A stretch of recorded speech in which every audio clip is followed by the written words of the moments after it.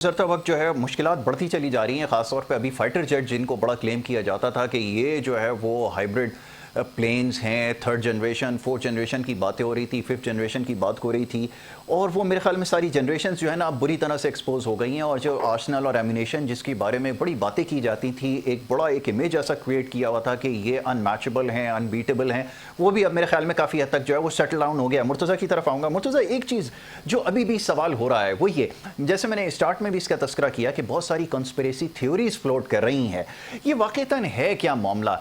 क्योंकि ये ऐसा महसूस होता है कुछ जगहों पे ये बात बहुत शिद्दत से की जा रही है कि एप्स्टीन फाइल से मेरे ख्याल में बचने के लिए सब कुछ किया गया, या उनको ना चाहते हुए इसके अंदर एंगेज किया गया।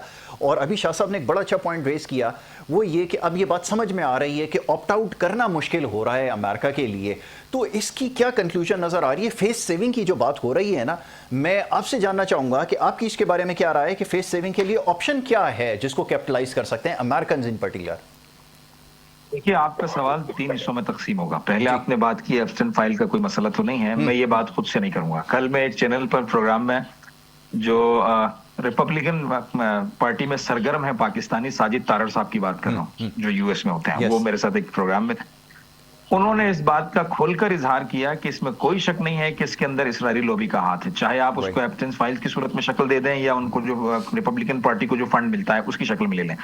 क्योंकि रिपब्लिकन पार्टी की बेशतरीन या ज्यादातर सपोर्ट जो है वो ज्यूइश लॉबी करती है, और उनका ये भी कहना था कि ये मजबूर है अमेरिका के अंदर हर दूसरा बैंक, हर दूसरी जो है वो कॉरपोरेशन, हर दूसरा इदारा यहूदियों के हाथ में है। इसलिए मेरा अपना लफ्ज ये है कि रजीम चेंज की जरूरत अमेरिका में है, ईरान में नहीं है। क्योंकि उनको जो ज्यूइश लॉबी है उन्होंने अपने हाथों में फंसा के रखा हुआ है। और मैं ये नहीं कह रहा हूं, ये आप मेरे जहन से नाम निकल रहा है किस अमेरिकी ऑफिशियल ने कहा था, लेकिन जुमला ये था, उनका ये कहना, सुनिए एक जुमला और कहने दीजिएगा, मैं अपनी बात कंप्लीट कर लूं ताकि फिर उसकी तरफ आऊं, दूसरे पहलू की तरफ। एक जुमला ये था कि उनका कहना ये था कि इसराइल के जितने भी प्राइम मिनिस्टर अब तक गुजरे हैं वो सारे के सारे हर दौर के अंदर अमेरिका आते रहे हैं, और उन्होंने अमेरिका से हमेशा ईरान पर हमले की अपील की है। लेकिन पिछले प्रेसिडेंट्स जानते थे कि अगर ये काम किया गया तो इसका फायदे से ज्यादा नुकसान होगा, इसलिए किसी ने भी उन्हें हाँ नहीं कही।